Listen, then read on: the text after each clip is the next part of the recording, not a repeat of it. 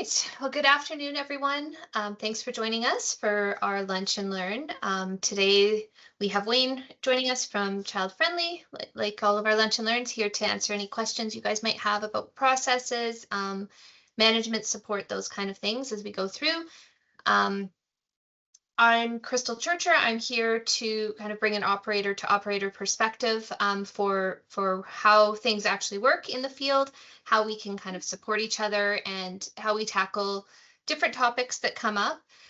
This is one that has been in our inbox quite a few times, so we finally put it together, tied it to some real supports and practical tools that we could give you moving forward. And hopefully you find it interesting today. So today's Lunch and Learn is all about sustainable inclusion, supporting children, strengthening staff, essentially providing inclusion in your center without staff burnout, or at least with reducing the possibility of staff burnout as much as possible. With today's Lunch and Learn, we're really going to be intentionally kind of directing this as an operator to operator conversation, like all of our Lunch and Learns. We know that childcare is a complex environment, and you guys are all balancing children's needs, educator well-being, family expectations, licensing requirements, shifts in policy, operational realities, all of it, all at the same time.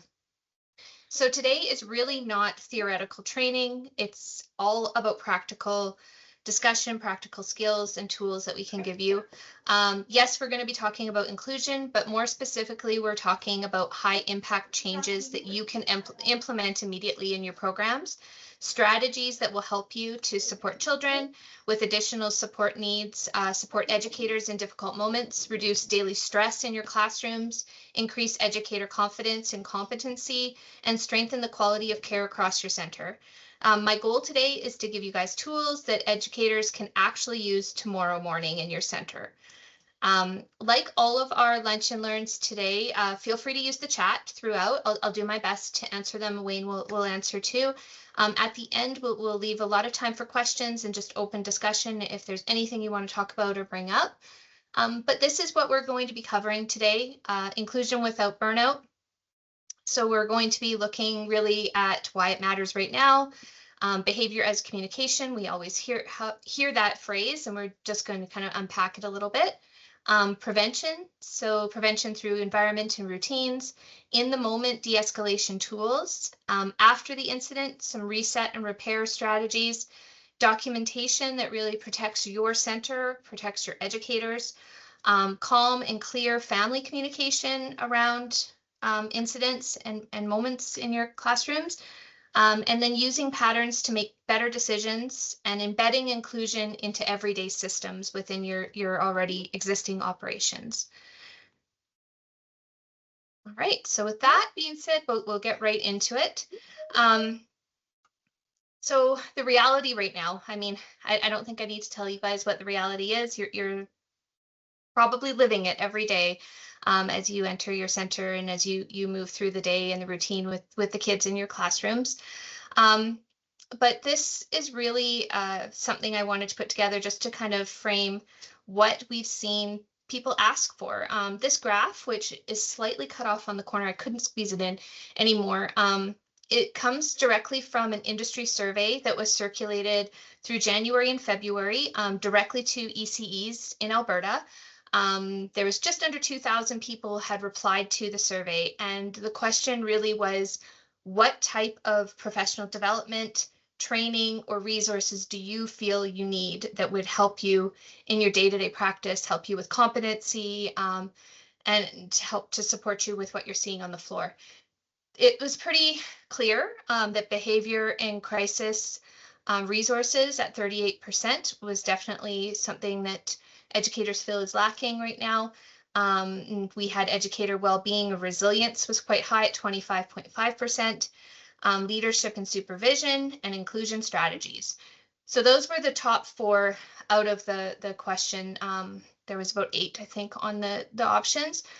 So I felt like it really gave a good picture of what our ECEs are looking for, what kind of supports and what gaps they maybe feel they're seeing in their practice. So today's, what we're talking about for why this matters today, the inclusion needs are rising. Behavior intensity is increasing, staff stress is high, and leaders often feel stuck between families and educators. Educators need stronger support in managing behaviors and supporting diverse learners and protecting their own well-being to sustain quality care. Most educators genuinely want to support children. The issue really isn't around the willingness of the educators. The issue is that many educators are facing complex behaviors without clear systems or shared strategy. And when this happens, every difficult moment can feel personal. And when those moments feel personal and your educators are wearing it, that leads to burnout and stress in your center and with your team. So the focus today is really about creating structure so that those moments feel manageable instead of overwhelming. So we often hear this term or this phrase, I guess, that behavior is communication.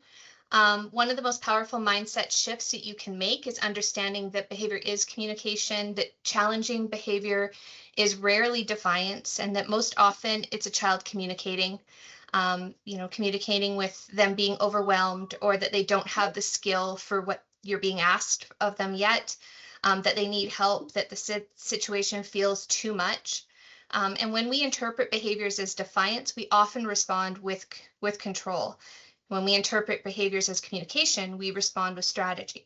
So today, I'm really trying to shift that focus from, feeling that communication in a behavior like this would be something that you need to control, to how you can strategize, how you can support it, and likely reduce it in the center. So put two buckets on here. This is just kind of some perspective of where these messages usually fall into with behaviors. The children are usually trying to get something. So that could be attention, it could be a toy, it could be control, it could be sensory input to get something to fill the need. Or they're trying to avoid something, a transition, a demand, a noisy space, a difficult situation in the moment in your center. So just trying to figure out where these behaviors are rooted, where they come from will often, help you manage them and help your team feel competent in dealing with them every day. So when we frame behavior, asking ourselves three questions when behaviors happen. First, what is the child trying to get? What is the child trying to avoid? What skill might be missing? When educators can use this kind of lens, behaviors stop feeling random and instead it becomes information. Again, if you treat behavior like defiance, you often get power struggles. If you treat it like communication, we can use it for strategy to try and support the child, support your team, and try and figure out a better way forward. Again, around the behavior is communication. I read these almost off in the first slide, but challenging behavior is often a child saying something, and I've listed a few phrases on here to just try and help. The child is often communicating something very specific that, they may be overwhelmed, they may not understand what's expected. The environment may be too loud or too busy. Transitions may be happening too quickly for them to process. So instead of asking, how do we stop this behavior, when we ask, what is the child trying to communicate, the question alone changes how educators respond.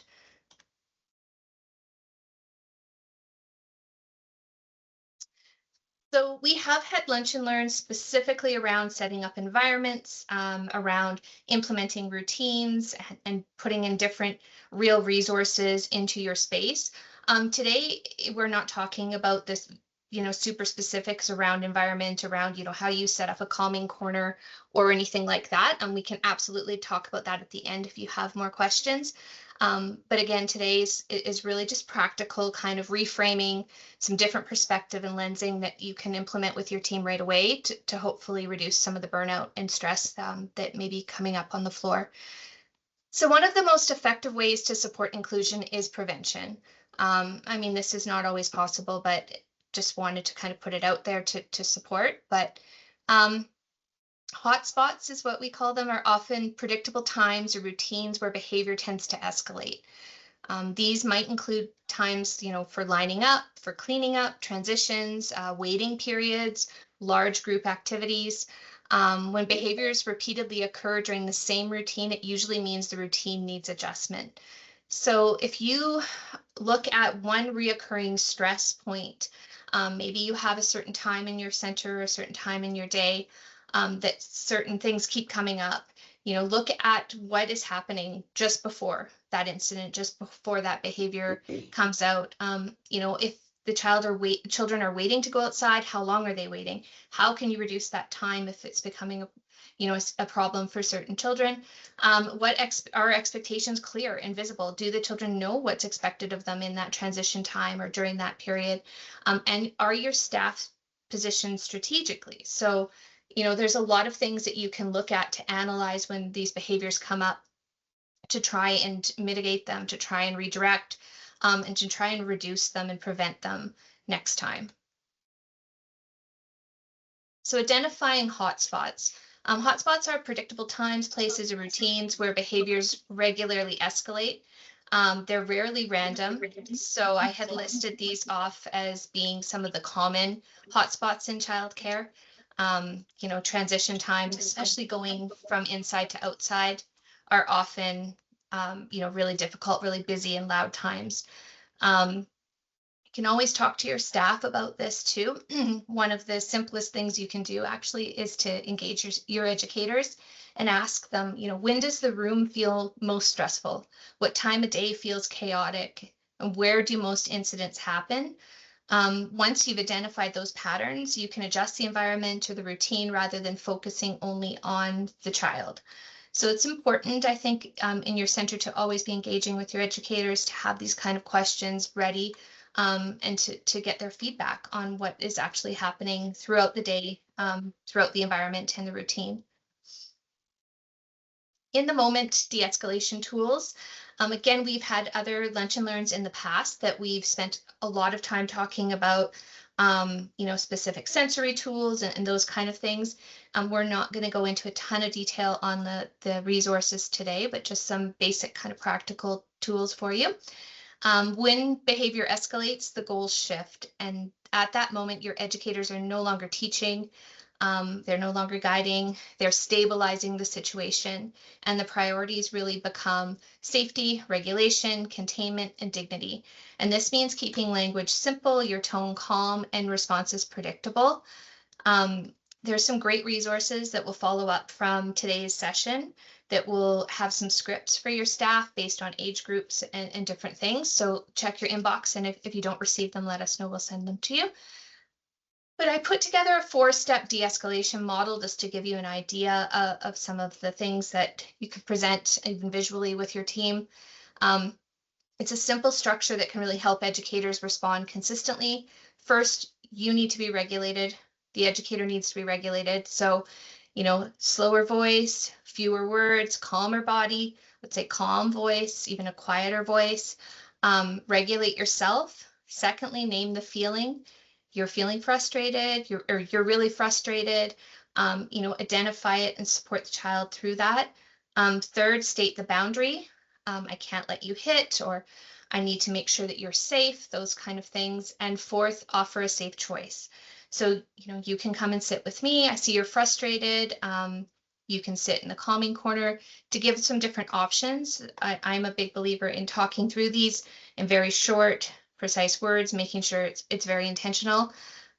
Short language helps the child regulate more quickly, making sure you're calm and your voice is calm, your body is calm as well. If you're not calm and you're not regulated and you need support in this, I don't think there's ever any shame in asking someone else to step in and help you until you can come back and return in a calm state. After the incident, some ideas around how you reset and repair. I think this step often gets missed a lot in our industry. What happens after the incident is really just as important as what happens during the incident. Once a child is calm, we need to move into that reset and repair mindset. We first regulate, we repair the relationship if it's needed. We talk to the child, we make sure that when the child is calm, that if possible, you can reflect. Again, totally dependent on age group, but talking through what happened, maybe planning for a safer way forward next time.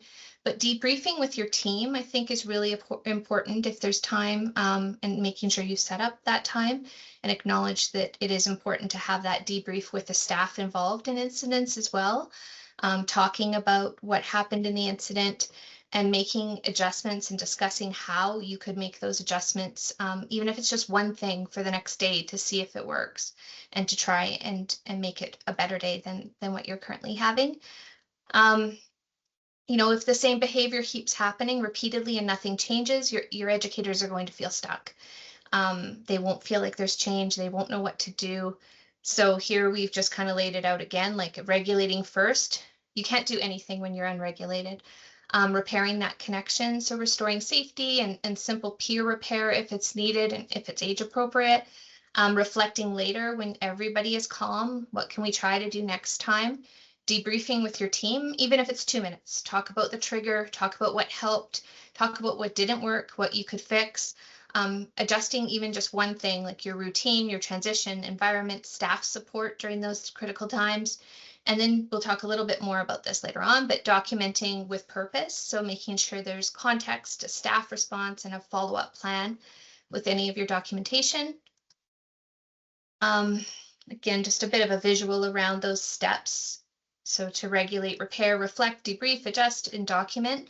And again, we'll send some great resources to follow up with today's Lunch and Learn, that you can share in your programs and with your staff. I thought I would put just kind of a real example. I mean, this never happens in our world, but a child throws a toy during cleanup for the 3rd time this week. And after the incident, this is really just around reframing kind of how you think about things, how you word things, and what you're using for your documentation and observations of an incident. So instead of maybe putting something like he just hates cleaning up, you might want to reworm that, reframe it, look at it from a different perspective, that cleanup is overwhelming.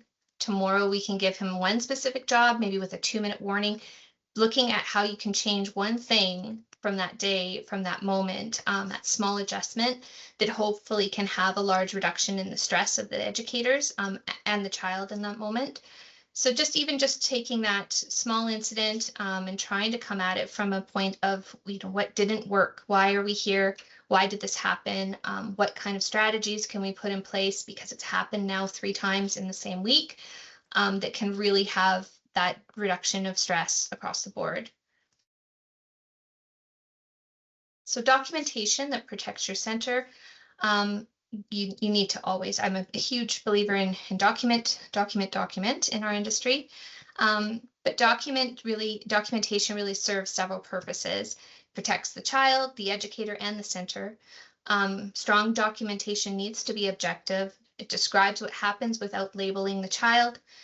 So for example, instead of writing the child was aggressive, we would write, the child hit the pier with an open hand during a cleanup transition. That's in the green bubble on the side. So making sure you're kind of objective, you're separate from it. It doesn't have any emotional context to it. You're describing the behavior, but you're not labeling the child. You're including what happened before. So if there's something that was leading up to the event, was it a busy time? Was the room really noisy? What was being asked kind of leading into that? Recording what the staff did. So, what strategies did you try? This would make a huge difference when you're debriefing later to figure out kind of what worked and what didn't. And then showing any kind of follow-up or adjustment that you might be making next time for that next day. And documentation protects both, like I said, the child and the educator, but also the center. And if it's ever read in a meeting or an investigation, it needs to sound professional and neutral as well. Wayne will talk a little bit about how we can kind of give you guys some tools for documentation, for communication, near the end of our presentation today. But having calm and clear family communication is so important. When families hear vague or emotional updates, they often become defensive or worried. When communication is calm and solution focused, parents are reassured. Difficult moments require calm leadership, not emotional reactions. So if you're needing to communicate with families after something has happened in the day, make sure again that you're calm and you're regulated and you can be objective and factual in how you're communicating it. Focus on the support, not blaming, and show a clear plan. Parents love to see that you're the professional that you are and that you have different strategies, that you have a plan forward, that you're offering some solutions, not just explaining, kind of dumping it on them without any strategies moving forward. Really reinforces the partnership between yourself as the educator and professional and the parent working together to support the child. And be consistent across your staff. So making sure that staff are educated on how to communicate with parents, on how to have these difficult conversations when they come up, and not just kind of throwing it out on them without supporting them and guiding them through that if it's needed. We will give you some scripts and different things you can share with them too. So I just wanted to put a kind of some common phrases I think we see in our parent updates sometimes, or when parents are picking up their child. So, when parents hear he had a rough day or she was aggressive again, it brings up those feelings of defensiveness, being worried and being blamed, or even fearful of removal, especially if that child and that family has been maybe moved from a different center for different, situations similar. Maybe looking at how you rephrase those kind of messaging to something more along the lines of, we're noticing that transitions are challenging. Here's your solution and your strategies. We're implementing a visual timer and reducing the wait time to support regulation. Parents feel reassured. They feel included in that partnership and that plan with you. They feel confident in the center, confident in you as a professional, and there's less reaction to this. So, the real difference is here is that it's providing clarity, it's providing that solution focus and that plan moving forward. One of the great things about documenting things, about paying attention to what's coming before you see a behavior, looking at behavior from that reframe of being communication, is it will allow you to see patterns that come up with certain children, with certain situations in your environment and routine. And those patterns you can use to make better decisions in the center. So, one incident is a moment, but 3 similar incidents are a pattern. They help you to move from reacting to planning. And when we review incidents, we often see trends in like time of day, transitions, peer interactions, environmental factors. So once behavior becomes predictable, it becomes adjustable. So tracking those patterns, debriefing with your staff, talking to your team and guiding them through noticing the patterns and what's leading to some of the behaviors will not only reduce the behaviors, it'll help your team feel that they're competent in addressing this, help to implement strategies, and really support them and hopefully reduce some of the burnout and stress that we're seeing on our educators and our systems right now. And what does this actually mean? When behavior feels overwhelming, it's usually because the incident makes you feel isolated, it makes you feel urgent, maybe out of control, unsupported even. But when you can zoom out, like I was mentioning, you look for those patterns, you'll discover, and not always, but most of the time, there's something that you can find that will lead you to kind of guide you for these behaviors. You'll discover that it's happening at the same time of day, it's happening during the same transition, it's happening during the same peer dynamic, with 2 of the same children constantly. It's happening when staff is thinner. Maybe have reduced staff at certain times in your center. It's happening in the same noisy area. Maybe the child is feeling overwhelmed with the volume level or the busyness in the classroom. So it just, reinforces that it's not a random thing, it's predictable, and predictable means it's adjustable. Having those observations, tracking those patterns will really support your team and making sure there's strategies moving forward. So this is the whole goal today of our inclusion kind of lunch and learn, is really how do you embed inclusion into daily systems and practical kind of hands-on resources that you can have in your center. Inclusion is not sustained by effort, but it is sustainable when you build it in and you embed it into your systems. And it's not relying on just one strong educator, it's relying on the system to support the educators, those strong systems that create consistent responses, clear documentation, calm communication with families, visible behavior patterns. using tools like you're going to hear from Wayne about ChildFriendly can really help support that structure by centralizing documentation, communication, and reporting. And when your systems align, your clarity in your program increases, your staff stress decreases, people feel that they understand what to do in these difficult situations. There's a clear process, there's a clear support. They have the tools that they need and the resources to be able to feel competent in their roles. So where strategy meets system, we just kind of covered a little bit about this, but you really, having those preventative strategies. So with whether you're tracking behaviors, you're paying attention, debriefing on when things have happened, you're looking at, one strategy, one change you can make at a time to try and see what's going to shift. You're using de-escalation language, your documentation is clear, you're tracking those patterns, you're protecting your staff. These are all things that will have a huge impact on the environment for your workforce, that will help with that workflow, that will help with the safety of the children, that will help with the whole environment of your center. And it all makes inclusion, really possible in the center when you have the systems in place to support those inclusive practices of care. So I'm going to hand it over to Wayne. I think there is a couple of things he's going to cover just to give you guys a few more real, practical supports on how you can implement something like ChildFriendly into a program and build these systems to support the inclusion in your center. Thanks, Crystal. I'm just gonna, thank you. I'm just going to briefly touch on just a couple features we have to support this work. First of all, it's definitely very helpful to have a platform that can help you document incidents clearly, to share with the parents, and then to organize them easily as well. So, ChildFriendly would just be an example of something that you might consider using. First, you can communicate clearly with families by using, features such as instant messaging, journals with default templates, emails, and as well as app notifications on both sides. You can also identify and analyze behavioral patterns by using and reviewing our incident and accident log, which is very well organized on our platform and is accessible in our safety reports feature.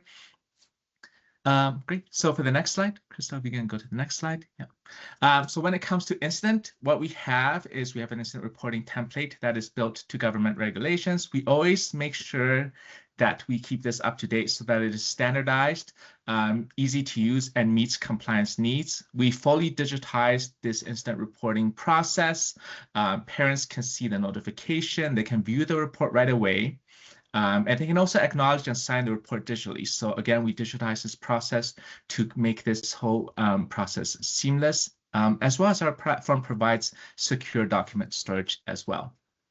So for the last slide, for communication, we provide secure messaging, as I mentioned. You're also able to use many of our standardized journals to provide updates. You can also easily review any history with regard to communications, through any of our features. We have plenty of filters and sorts where you can easily go through your communications and review that as well. Lastly, I do want to note we have many free resources and templates on our website, so it'd be fantastic if you guys can take a moment to check that out as well. Thanks so much, Crystal. Welcome. So that's kind of it for inclusion today. There's many resources available to support operators. You always have access to provincial information, licensing officers, professionals in this industry. I always encourage you to connect with other operators, connect with your licensing officer if you're struggling with some of these, inclusion challenges in your center. But I think, some of the most valuable strategies in childcare comes from sharing real experiences, having platforms like this where you can connect with other operators. You can talk about, the challenges that you're facing with other peers that have experienced them too, which is always the goal of our Lunch and Learn. So with that, I'm open to questions. If you guys have any questions or comments or anything that you want to chat about, if there's certain challenges you're facing in your center. Inclusion is complex work. I don't believe that it is possible really in your centers without systems and language and expectations that are clear and manageable for yourself as an operator, but for your educators as well. So that, I hope today we could provide you with a few small adjustments that will have a significant impact on the educator well-being and your children in your care's experience when they're with you. So yeah, don't know if there's anything in the chat or anybody wants to put their hand up or just turn their microphone on. Wayne and I are always happy to take your questions. How many minutes or hours of planning do educators get per week? I think that varies all over the place. I don't know if I would even say that there's a standard in it. It depends. I've seen centers that offer really thoughtful time for operators or for educators, I mean, to plan and sit and kind of reflect on things. And not everyone has the capacity to be able to do that. So I think it's all over the place, unfortunately. I don't know if anybody wants to offer what they do in their center. Wayne, there's a question for you about fees. Are there fees once someone subscribes to ChildFriendly? Nope, we're a free to use platform. I definitely love to, feel free to reach out to me though. I definitely love to provide you more information about how our pricing model works. One of the things around planning, Richmond Daycare was asking about hours of planning. One of the features for ChildFriendly is that they have an amazing and always increasing kind of learning resource library. So you can actually search by either activity, age group, theme, whatever you're looking for. It will bring up pre-planned activities that you can even search based on the learning framework that you're looking for as well, which will kind of reduce the planning time and helpfully support educators in what timing they have for planning. So if you are a ChildFriendly subscriber, I would encourage you to take a look at that because I think it's a fairly new feature. I know that the activities I've been part of on that are really great, and I think that it's a huge resource. It's free for you to access. We have our next Lunch and Learn coming up in April. We are introducing something called a Learning Lab, which will start next week, which I can't believe is already the middle of March. This is really directed at those learning resources that I just mentioned. We'll be talking about a certain kind of activity, kind of an implementation of an activity for you or for your educators. It's really more directed at the educator. We're going to be discussing that same activity, how we modify it for different age groups, how you actually can set it up, the practical portion of it, what resources do you need, what materials, how do we modify it for different things. So that will be starting, it's an evening program on March 12th, and emails will go out following this with resources with a link to register for that too. So just check the chat one more time. If there's any questions, please feel free, again, to ask. If not, I hope you enjoyed the session. Thank you to Wayne and ChildFriendly for making these possible for us in our industry to have these ongoing, and stay tuned for follow-up resources that will go out tomorrow. There's some really great resources to follow this one that will definitely help your team. So if you need anything, you know how to reach us, but hope you have a great rest of your week. Awesome. Thank you, Crystal. Thanks, Wayne. Have a good day. Yeah. Bye. Bye, everyone.